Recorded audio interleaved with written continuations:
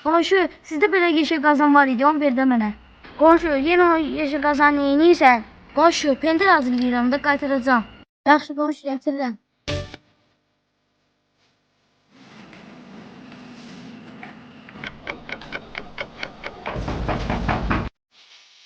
Qonşu, qazanı gətirdim, çox sağ ol. Qonşu, bu nədir? Qonşu, mən sənə bir dənə qazan vermişdim. Qonşu, demir, qazan bağladı. Hə, qonşu, nə yaxşı? Qonşu, deyəsən bu yenə gəldi. O böyük qazanı yenə ver də. Yaxşı qonşu, gözü gətirirəm. Sağ ol.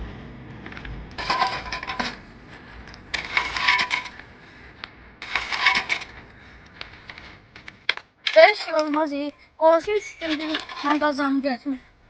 Gelin qazanı özüm istəyim.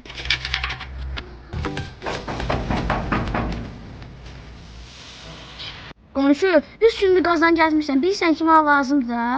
Qonşu, deyə bilmədiyim, qazanın rəhmətə girir. Qonşu, qazan da rəhmətə girer. Qonşu, xeyir ola, qazan balalaya bilir, bəs rəhmətə gedə bilmir.